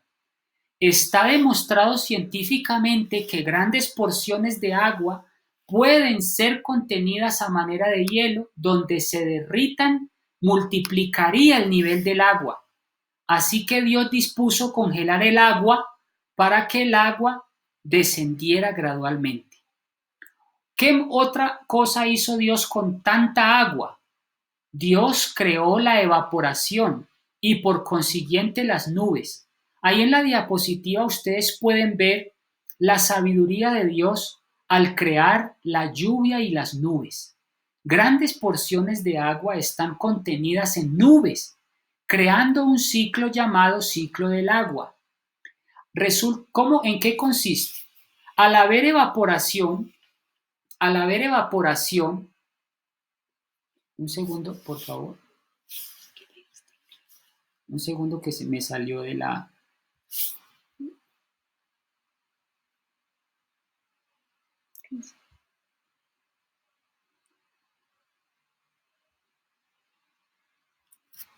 Segundo que... Ahí. ¿Ya pueden ver la pantalla nuevamente? ¿Alguien que me diga que sí? No se ve. Sí, la veo bien. ¿La pantalla la pueden ver ahora? Sí, señor. Listo. Sí, la vemos. Estamos hablando de la evaporación y del ciclo del agua. Dios crea la evaporación y el ciclo del agua. Al haber evaporación por el calor, resulta que las nubes se condensan, creando nubes. Cuando están cargadas de agua, se aglomeran esas goticas y crean grandes masas llamadas nubes. Cuando está muy cargada de pequeñas partículas de agua, entonces ahí es cuando llueve. Entonces, para resumir, decimos, Dios congeló el agua. En segundo lugar, creó la evaporación y por consiguiente la lluvia y el ciclo del agua. También Dios creó los grandes ecosistemas como los páramos alrededor del mundo mediante los frailejones, los frailejones contienen grandes cantidades de agua que estos a su vez se van desprendiendo lentamente de agua y esa agua se va yendo a los ríos. ¿Qué más hizo Dios con el agua contenida en el diluvio? Toda la vegetación absorbe grandes cantidades de agua. ¿Y qué hizo Dios también con esa agua? El agua la puso debajo de la tierra y ahí es donde conocemos los aljibes o pozos de agua. Y también tenemos los ríos y los océanos. Así pues que tenemos la sabiduría infinita de Dios. ¿Cómo hizo Dios para deshacerse de toda esa agua, digámoslo de cierta manera? Y aquí tenemos algunas de las pruebas que hizo Dios con el agua. Tenemos otra pregunta, mis apreciados amigos. Esta pregunta es, ¿qué hizo Dios con la tierra seca? ¿Qué hizo? Ya tenemos la respuesta de qué hizo Dios con el agua del diluvio. Ahora, ¿qué hizo Dios con la tierra seca? ¿Ustedes qué creen que hizo Dios con la tierra seca? Aquí ustedes están viendo, por favor, todos miren la pantalla, algo que se conoce como Pangea. Con respecto a la Pangea, al principio la tierra seca que quedó, entonces ustedes saben, a medida que Dios fue separando, el agua fue descendiendo, la tierra seca que quedó era una sola gran porción de tierra. Digamos que era un solo continente, ¿sí? Este solo continente se le llamaba Pangea. Ahí lo pueden ver cómo era un solo territorio y a medida que fueron haciéndose los movimientos telúricos, esa tierra fue separándose, creando diferentes continentes. A medida que pasan los años y los siglos, los movimientos de la Tierra o movimientos telúricos ha hecho que estas porciones de tierra se vayan separando lentamente, creando grandes distancias entre porciones de tierra, llamadas ahora continente. Si ustedes pueden ver ahí la imagen, y si unimos todos los continentes, estos se unen entre sí como un rompecabezas y encajan perfectamente entre sí. Miren ustedes cómo estaban unidos los continentes y se fueron separando. Si usted hace el intento de unirlos hoy, por ejemplo, Suramérica encaja perfectamente con África, ¿no? Norteamérica encaja perfectamente entre Norteamérica y la parte arriba de África. Entonces, ¿cómo se originaron los continentes? Ahí pueden ver en la imagen cómo fue que se fue separando los continentes a medida que los movimientos telúricos se iban dando como resultado de los movimientos telúricos, a medida que se fue separando lentamente, creando grandes distancias entre porciones de tierra llamadas ahora continentes. Muy bien. Les voy a pedir encarecidamente que por favor nos volvamos a conectar para dar hablar la última partecita de nuestra presentación, y es la evidencia fósil. Les voy a mostrar unas fotos en Villa de Leyva donde hay dinosaurios y por qué Dios no entró dinosaurios al arca. Les voy a pedir entonces encarecidamente que por favor nos volvamos a conectar para dar cierre a nuestra última parte de la evidencia fósil de nuestra presentación de hoy. Muchas gracias, espero la participación de todos ustedes nuevamente para finalizar. Hermano, discúlpeme. ¿Sí? Hay un libro. Es que nosotros no tenemos ese contacto, entonces, ¿cómo hacemos ahí?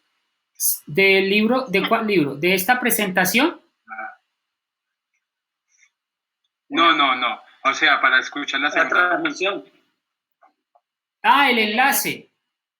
Sí, exacto. El enlace que ustedes, el mismo enlace con el que se conectaron, ese mismo enlace lo pueden usar para volverse a conectar. Listo. Sí, con el mismo enlace, ese mismo por favor lo abren para volvernos a conectar todos. Un abrazo, ya nos volvemos a ver, gracias. Bueno, hay un libro que es recomendable que se llama El diluvio del Génesis. Era el comentario que hizo la de México, para que ahorita de pronto... Tengo fotos de Concha en el Valle. Léelo bien. Pero esperen. Sí.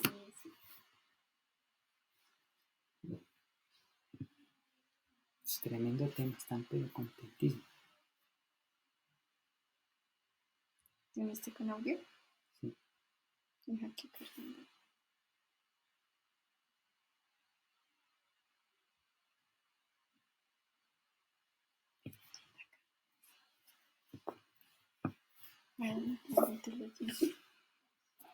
Muchas gracias por volverse a conectar todos. Tenemos un hermano o hermana de Ingrid Castro desde México. Ella nos dice de gloria para todos. Yo tomé fotos de conchas en el Valle de Mexicali en México. Es impresionante porque ahí es como desierto. Y en ese mismo lugar todas las mañanas amanece como si fuera un lugar que neva toda la mañana, pero no es nieve sino que es sal. Ahí hubo agua de mar, no cabe duda. Muchas gracias, hermana Gloria, por su comentario, muy cierto. Ya vamos a ver unas imágenes de cómo es otra evidencia, de una evidencia fósil, de cómo estos animales realmente existieron estuvieron por todas partes diseminados. Bien, ¿pueden ver la presentación allí? ¿Pueden ver la presentación? Sí, Juan. ¿Sí? Listo. Entonces vamos entonces a continuar. El hermano William, creo que es el hermano William, nos está recomendando un libro. Sí, se llama de Wickham Morris. Se llama El diluvio del Génesis, un libro que lo leí hace más de 10 años. Muchas gracias, muy hermano. Muy bueno, muy interesante. Muchas gracias. Estudió en teología también. Muchas gracias, hermano. Bien, vamos entonces a hablar de una evidencia fósil, de lo que ha quedado, ojo a lo que les voy a decir, de lo que ha quedado como resultado de lo poco que se ha podido rescatar aparte del petróleo, porque muchas de estas evidencias se han perdido obviamente por lo que ya demostramos del petróleo. Sin embargo, de las evidencias que tenemos o que quedan, quiero decirles con respecto a la evidencia fósil que algunos paleontólogos se han esforzado muchísimo por no reconocer el creacionismo bíblico, algunos de los cuales se han esforzado mucho por explicar la falta de pruebas en favor del desarrollo evolutivo de los organismos que produjeron estos fósiles cámbricos. Inclusive Charles Darwin, ustedes saben que Charles Darwin comprendió que este era un problema crucial en su libro Orígenes de las especies. Él inclusive reconoció en el 1859, en la página 309, de que él se siente también incapacitado de dar respuesta satisfactoria a todas las preguntas que nosotros hemos ido encontrando hoy con respecto a los depósitos fósiles y a esos supuestos periodos más antiguos anteriores a ese sistema cámbrico. Les voy a explicar en qué consiste. La evolución dice de que a medida que se van encontrando evidencias fósiles, se van colocando una enseguida de otra, dando a entender de que hubo una evolución. Pero esto no es posible, porque en cada descubrimiento que hacen hay una taxonomía o una familia tan compleja o intrincada que hace que se unan uno tras de otro en una evolución consciente. Eso quiere decir que hay grandes brechas que no se pueden demostrar y que los evolucionistas han tenido grandes lagunas y que no quieren reconocer que Dios creador hizo un gran cataclismo y ellos han querido demostrar de una u otra manera de que sí hubo un evolucionismo, pero incluyendo a Darwin, él dice de que hay grandes brechas que no se pueden responder. Resulta, hermanos, que en los días de Darwin el estudio de la paleontología estaba tan solo en su desarrollo inicial. Las ideologías que dio Darwin fueron apresuradas, fueron sin fundamento. Él simplemente hizo una tesis, hizo una ideología que ha afectado terriblemente el pensamiento de los científicos ateos. Darwin, por querer ayudar al desarrollo de la ciencia, realmente la ha estancado, porque en el momento en que él propuso esa tesis, hasta apenas habían desarrollos iniciales de la biología, ¿no? Entonces, podría arguirse con bastante lógica que la indudable ausencia de estudios y evidencias con las que hoy contamos, todas las teorías de Darwin hoy están replanteadas y carecen de todo sustento. El entendimiento de la biología hoy, de la química, de la arqueología, es muy distinta y avanzada a lo que Darwin conocía antes. Esto demuestra que conclusiones que sacaba Darwin se debían meramente a la escasez de descubrimientos y que esta situación indudablemente cambiaría cuando hubieran más personas dedicadas a la investigación. Para ponerles un ejemplo, el doctor Norman Newell de la Universidad de Columbia hizo las siguientes observaciones con respecto al libro que escribió Darwin. Y miren lo que dice, abro comillas, un siglo de intensa búsqueda de fósiles en las rocas precámbricas ha proyectado muy poca luz sobre este tema, ya que los dinosaurios descubiertos en muchas partes del mundo son físicamente muy similares a los que encontramos más jóvenes en todos los aspectos. ¿Qué dice la teoría darwinista? De que a medida de que, como la Tierra tiene diferentes capas, entre capa y capa, ellos esperaban ver ciertos animales que no fueran mezclados con otros, pero se ha descubierto que en cada capa existen tanto dinosaurios como moluscos, como conchas, todos mezclados en una misma como si hubiera habido un cataclismo, una catástrofe. Por lo tanto, no es posible afirmar que haya habido una evolución gradual dentro de las capas de la Tierra, porque esto carece de fundamento, porque usted puede encontrar, y lo vamos a demostrar ahora con unas imágenes, que se descubrieron dinosaurios y al ladito habían conchas o anélidos mucho muy inferiores. Entonces todos estos animales fueron encontrados dentro de un mismo paquete, digámoslo así. Por lo tanto, no hay una evidencia de que los dinosaurios o la evidencia fósil haya pasado por largos periodos evolutivos, sino que los descubrimientos han demostrado que se encuentran diversos tipos de vida, todos mezclados en un mismo lugar, demostrando que hubo una catástrofe donde todos perecieron en una misma época y no en largos periodos de tiempo. Les voy a hablar un poco de, si hablamos, por ejemplo, de otro problema serio que tienen los evolucionistas, es de las plantas fósiles. Resulta que el británico J.H. Corner era un botánico de la Universidad de Cambridge, una prestigiosa universidad. Él dice, se pueden presentar muchas pruebas en favor de la teoría de la evolución, tomadas de la biología, de la biogeografía, inclusive de la paleontología, pero dice él, creo que para el hombre que es imparcial en sus conclusiones, el registro de las plantas fósiles está a favor del creacionismo. Y él se hace una pregunta muy interesante. Él dice, ¿puede usted imaginarse cómo una orquídea, una lenteja de agua y una palmera provengan del mismo origen? ¿Tenemos nosotros alguna evidencia que apoye esta suposición? Los evolucionistas tienen que estar preparados con esta respuesta, pero pienso que la mayoría de ellos quedan abrumados ante estas preguntas. Vamos a sacar una conclusión inicial. La conclusión es la presencia sin precedentes de formas complejas de vida en el Cámbrico, o sea, en las diferentes niveles de tierra donde se han encontrado animales fósiles, y las persistentes discontinuidades entre las categorías superiores de fósiles.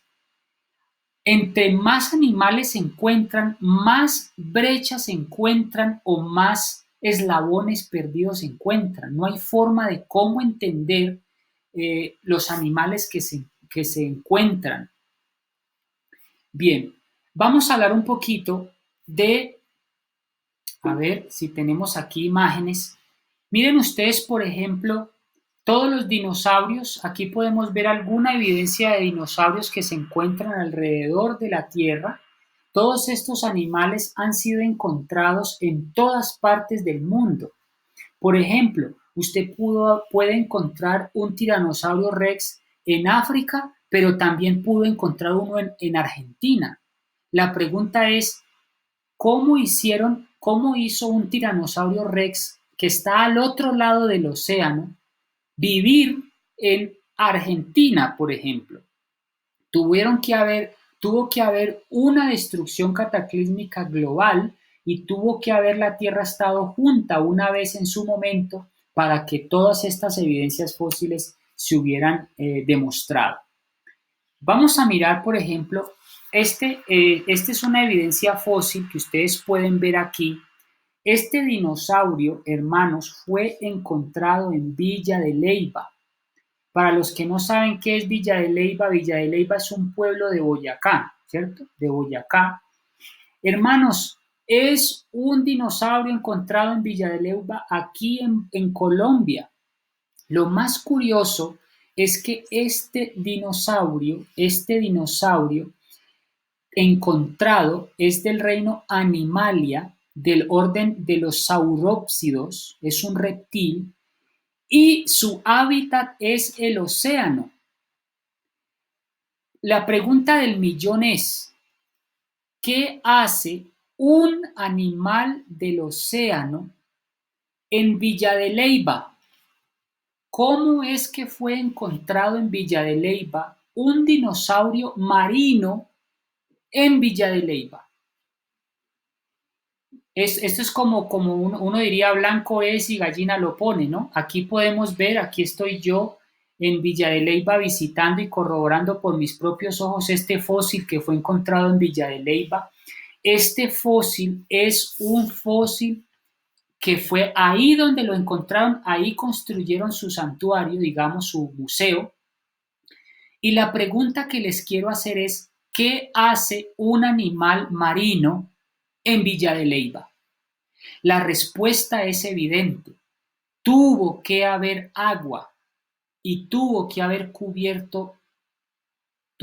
sido cubierto Villa de Leyva de agua una vez. ¿De acuerdo? Entonces miren ustedes cómo es que aquí podemos corroborar una vez más. ¿Saben cuántos kilómetros? Miren, aquí por ejemplo tenemos a Karen. Aquí por ejemplo, vemos el hocico de un dinosaurio en Villa de Leyva. Imagínense ustedes. ¿Saben a cuántos kilómetros de distancia estamos del mar?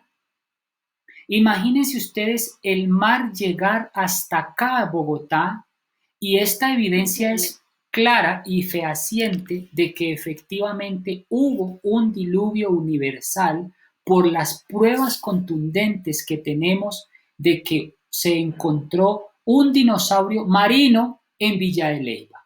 Vamos a mostrar otras imágenes. Miren por ejemplo estas. Quiero que miren por ejemplo esta evidencia que ustedes ven aquí. ¿Qué hacen estas conchas de mar, estas amonitas? ¿Qué hacen estos anélidos, estos moluscos?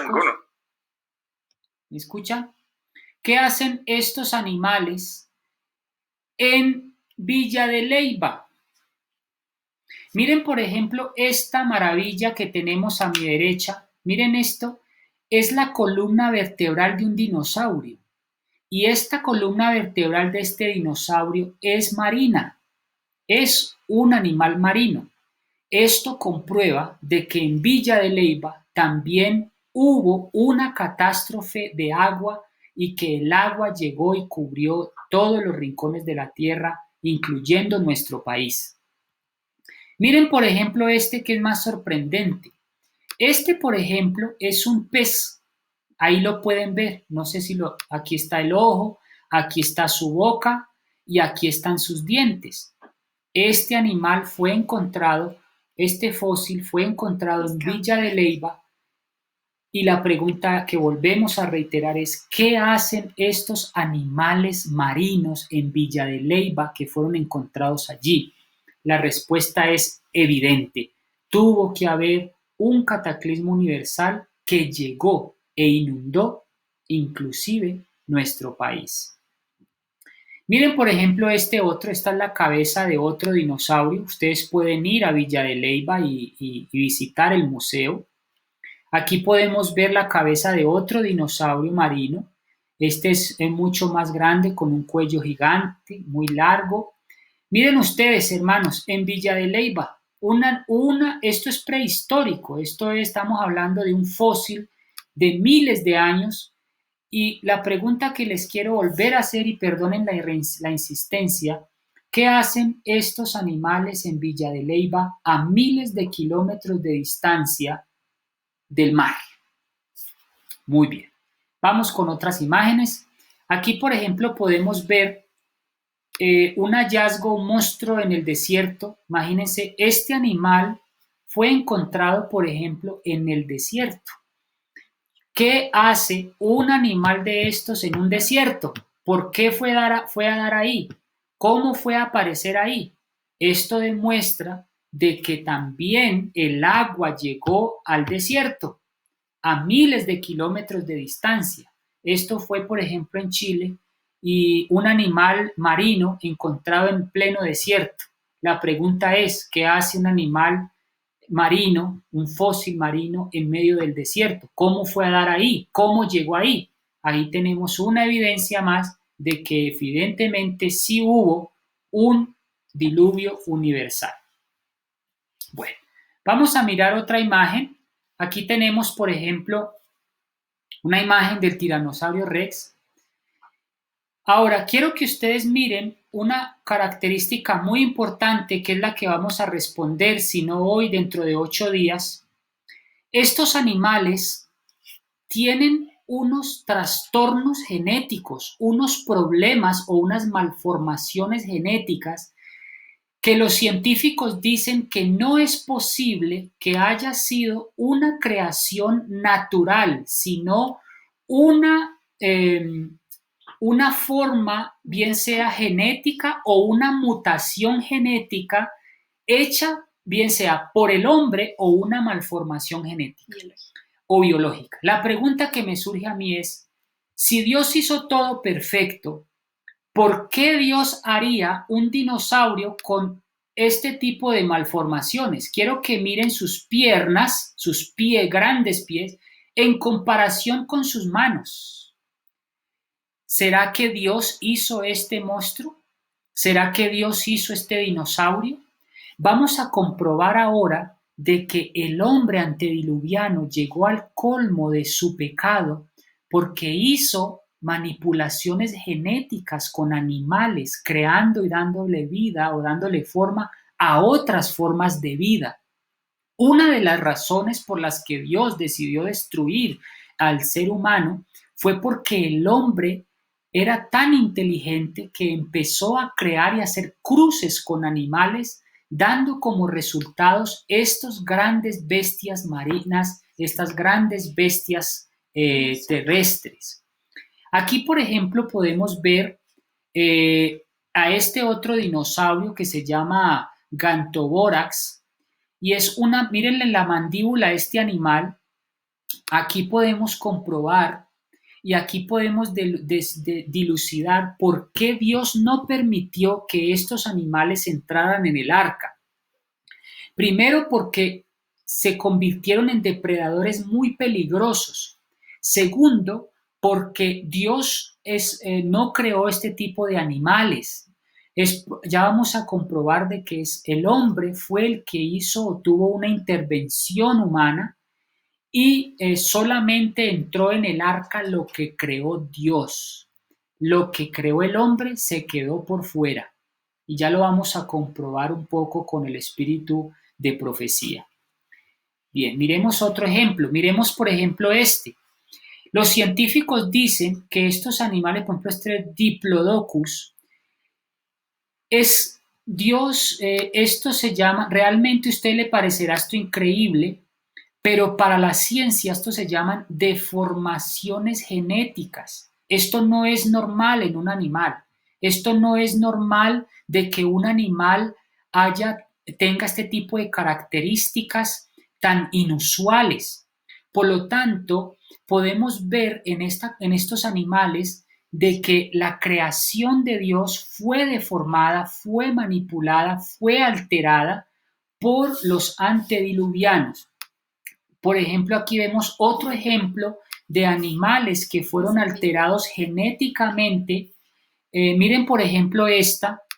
No es normal, no es usual ver animales con estas características de cuellos tan largos, realmente no son armónicos. Si usted mira, por ejemplo, una vaca, si usted mira, por ejemplo, un elefante, si usted mira un león, estos animales guardan ciertas proporciones, guardan cierta genética, cierta armonía. Los científicos dicen de que estos animales realmente son malformaciones genéticas que en su momento fueron manipuladas por el ser humano. ¿De acuerdo?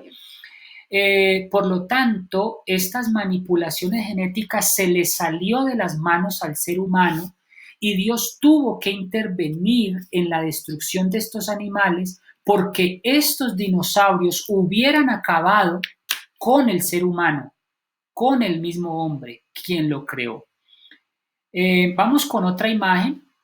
Aquí podemos ver ustedes, miren por ejemplo unas manos que salen de la nada, aquí, ¿no? Vemos por ejemplo criaturas que son monstruos, más que animales, que dicen, vuelvo y reitero, los científicos corroboran de que pudo haber sido o una manipulación genética por parte del hombre antediluviano, o pudo haber sido una manipulación o un daño genético o una mutación genética. Vamos, por ejemplo, a este, por ejemplo. Otra razón importante es que estos animales, por ejemplo, este iguanodón, tenía estas patas, por ejemplo, son más grandes o más largas que las de adelante, ¿no? Tenemos cabezas muy pequeñas, encontramos colas muy largas y además de eso encontramos animales muy grandes con cerebros tan pequeñitos como el tamaño de un maní, como el tamaño de un cacahuate, como el tamaño de un aguacate. Entonces, estos no realmente tenemos ahí grandes evidencias de que no fueron creaciones de Dios, porque genéticamente fueron malformaciones. Miren, por ejemplo, este animal, que este es un triceratops. Aquí tenemos unas protuberancias, ¿no? Aquí tenemos unos picos de pato, unos picos de loro, de aves. Aquí tenemos, por ejemplo, colas, por ejemplo, de otros animales que son entre cuadrúpedos y aves, y aquí podemos ver que definitivamente estas malformaciones genéticas no fueron causadas por Dios, digámoslo de alguna manera, y por eso es que estos animales no entraron al arca. Bien, aquí es donde quiero terminar y es con respecto a la amalgamación. Resulta, hermanos, no sé si ustedes habían oído hablar de la amalgamación en los tiempos antediluvianos. La amalgamación, el primero que usó la amalgamación se llama Satanás. Si ustedes miran, por ejemplo, Génesis 3:18, van a encontrar de que las espinas y cardos se produjeron en sí misma. El campo del mundo físico, la obra de Satanás al alterar las plantas, produjo espinas y cardos. Esto dio como resultado una amalgamación de vegetación. Mensajes Selectos, tomo 2, dice: toda la cizaña sembrada por el maligno, toda hierba perniciosa es su siembra, y mediante sus ingeniosos métodos de cruzamiento, ojo a esto, cruzamiento, ha corrompido la tierra con cizaña. Muy importante que tengan esto en mente, porque esto es lo que nos va a entender, ayudar a entender por qué se extinguieron los dinosaurios. Dice Dones Espirituales, tomo 3, ya con esto vamos terminando. Tomo 3, página 64, dice, léanlo ustedes mismos. Si hubo un pecado por encima de otro que requirió la destrucción de la raza por el diluvio, fue el vil delito de la amalgamación del hombre y la bestia, que desfiguró la imagen de Dios y causó confusión por todas partes. Dios se propuso destruir por medio de un diluvio aquella poderosa raza longeva que había corrompido sus caminos delante de él. Está comprobado que es posible que el hombre haya tenido intento de copular, de amalgamarse con simios, con micos, con animales. También la amalgamación entre bestias con otras bestias. Por ejemplo, hoy en día se hacen cruces entre animales. Por ejemplo, el mulo con la yegua, ¿no? Da como resultado, hay amalgamaciones que ustedes que están en fincas conocen mejor, que da como resultado el mulo o el que es como el burro. Hay amalgamaciones que hoy en día el hombre hace que son perversidad para Dios. Ahora, si hoy en día existen amalgamaciones entre animales, por ejemplo, el burro con la yegua, un ejemplo, o por ejemplo el mico con otra especie de mico que da como resultado otro mico que da monstruosidades y crea animales raros, es posible y está comprobado que el hombre hizo las mismas amalgamaciones antes del diluvio, lo que causó que hubiera una gran apostasía en los tiempos antediluvianos. Pero la Biblia me dice de que hubo un pecado por encima de otro. Ese pecado por encima de otro pecado es para Dios pecado y no hay gradación de pecados delante de él. La única clasificación establecida es la aludida por Juan cuando dice que hay pecado de muerte, pecado de muerte y pecado no de muerte. El pecado que enseguida se menciona fue considerado de muerte por Dios por cuanto requirió la destrucción de la raza por el diluvio. Fue el vil delito de la amalgamación. Todo acto, por insignificante que sea, ocupa su lugar en el gran drama de la vida. Considérese que el deseo de gratificar una sola vez el apetito introdujo el pecado en nuestro mundo con sus pavorosas consecuencias. Y escuchen esto, los casamientos impíos de los hijos de Dios con las hijas de los hombres produjeron la apostasía que tuvo como resultado la destrucción del mundo antediluviano. El acto más insignificante de complacencia para consigo mismo ha producido grandes trastornos. Otra de las causas por las cuales Dios destruyó con diluvio la raza humana fue que los hijos de Dios empezaron a mezclar con los hijos de Caín y empezó a destruirse la imagen de Dios y se fue destruyendo realmente la simiente prometida. Quiere decir esto, que si Dios no hubiera destruido la tierra por un diluvio, seguramente Jesús no hubiera podido venir en su línea mesiánica porque todos los hijos de Dios se hubieran corrompido porque se estaban mezclando con las hijas de los hombres. Como conclusión diríamos que el argumento de Elena de White o del espíritu de profecía es que los matrimonios entre los justos y los impíos casi ocasionó la extinción del linaje de los justos que seguramente hubiera desaparecido si Dios no interviene y salva a los últimos 8 que quedaron en el arca. Así que tales cruces matrimoniales amenazaron el plan mismo de la salvación. La última pregunta es, ¿por qué no entraron los dinosaurios al arca? Y con esa terminamos. Todas, dice el dones espirituales en el tomo 3, página 75, todas las especies de animales que Dios había creado fueron preservadas en el arca. Ojo a esto, entraron solo las especies que Dios creó. Las especies confusas que Dios no creó, que fueron el resultado de la amalgamación, fueron destruidas por el diluvio. Esa es una cita muy clave que nos da respuesta del por qué los dinosaurios y todos estos animales, monstruos inmensos que sabemos encontramos hoy, no entraron al arca, porque solo entraron, dice la palabra de Dios, las especies que fueron puras. Y todas las especies de animales que Dios había creado fueron las que se preservaron en el arca. Todas esas especies que Dios no creó, que fueron el resultado de la amalgamación, fueron destruidas por el diluvio. Esa implicación, ninguna especie creada por Dios pereció en el diluvio.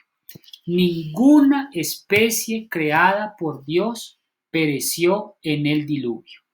Si hubo especies de animales en cuyo marco corporal podía verse tal combinación de características como para ocasionar confusión en los observadores, esto ocurrió con los dinosaurios, colas, escamas, corazas de reptiles, combinado con estructuras anatómicas, dientes y garras de cuadrúpedos, picos, alas, patas y hasta plumas de aves, membranas palmípedas de anfibios. Todos estos cruces fueron prohibidos por Dios y el colmo llegó a tal de que Dios tuvo que raer la tierra por la causa del hombre y por el pecado del hombre mismo.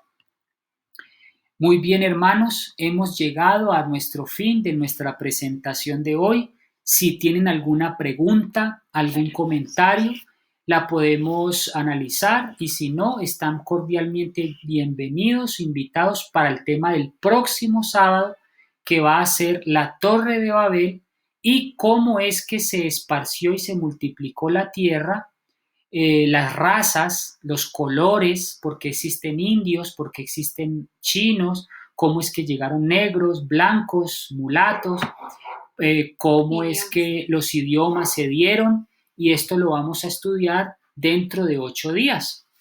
¿Cómo les pareció? ¿Cómo les pareció el tema? ¿Aprendimos todos? Espero comentarios. Se abren los micrófonos. Muchas gracias. Gracias, hermano Juan Camilo. Muy interesante. Muy interesante. Interesante. Conectados Muy bueno. para dentro de los días de la Torre de Babel. Teníamos justo con mi familia esa duda de dónde se hacían las rastas y todo eso. Entonces, Sí, dentro de 8 días vamos a tratar el tema de cómo se originaron las razas, los colores. ¿Cómo?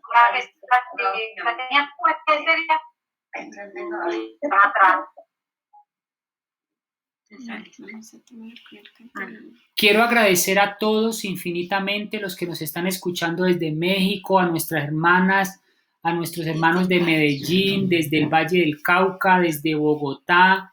Queremos agradecer rotundamente por su paciencia, por su dedicación, por no salirse, por volver a entrar. Vamos a ver si buscamos la manera de una conferencia donde no tengamos que desconectarnos y volver a ingresar. Gracias, hermanos, por su paciencia. Los voy a invitar para que por favor despidamos este día, este santo sábado, con un himno, y una oración, y nos despedimos con mucha alegría. Dentro de 8 días, recuerden, el tema será la Torre de Babel, el origen de las pirámides, de las especies, de las razas y de los colores y los idiomas. Muchas gracias. Hermano Juan Sí. Camilo, yo tengo una pregunta. Adelante. Hermano, usted estaba explicando que cuando los continentes estaban todos juntos, ¿no? Sí. Y después se esparcieron. Una vez yo escuché a un científico que decía que eso tardaba millones de años. Mi pregunta es, cuando se dispersaron los continentes, entonces, ¿fue antes del diluvio o después del diluvio? La separación de los continentes se dio después del diluvio, hermana, por causa del diluvio y después del diluvio. Los científicos lo vamos a tratar, si se conecta dentro de 8 días, vamos a hablar. Los científicos tienen una medida de datación que no es correcta y no es fiable, que se llama la medición del carbono 14. Esas medidas de datación están siendo reevaluadas porque no nos están indicando una medida de tiempo correcta. Quiere decir que ellos están usando unas medidas que les da miles de millones de años para poder sustentar sus teorías evolucionistas. Pero les voy a comprobar dentro de 8 días de que la medición del carbono 14, que es la única que usan los científicos para comprobar sus mediciones, está errada y no es confiable.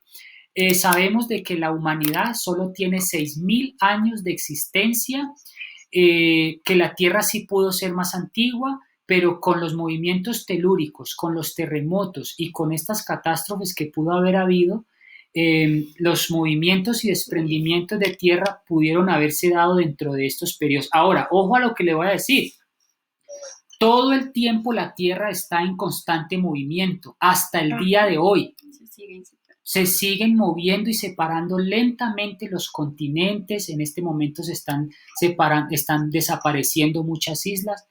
Después del diluvio le ha tardado a la Tierra muchos años recuperarse y restaurarse, y hasta el día de hoy sigue el movimiento telúrico. No. Gracias, hermano. A usted, hermana, muchas gracias. Vamos a cantar entonces. Muchas gracias. Feliz semana, Juan Camilo. Mi teléfono se desconectó, pero estaba en otro móvil escuchando. Muchas gracias. Feliz semana para ustedes. Dios los bendiga. Vamos a cantar y damos finalizada la reunión. Muchas gracias, Dios les bendiga. Amén. Gracias a ustedes. Dios los bendiga.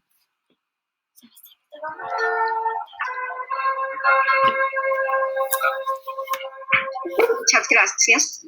Muchas gracias a ustedes por participar. Los esperamos dentro de 8 días. Los que quieran salirse de la reunión pueden hacerlo. Los que quieran quedarse para orar y cantar pueden quedarse. Muchas gracias a todos. Les estaremos enviando los enlaces a todos. Dios los bendiga. Que todo esto se ha formado de la nada. Yo te Sebastián está compartiendo pantalla, sí. La perfección de su creación. ¿Cómo puedes tú pensar que todo es casualidad? ¿Cómo puedes tú pensar que todo es casualidad?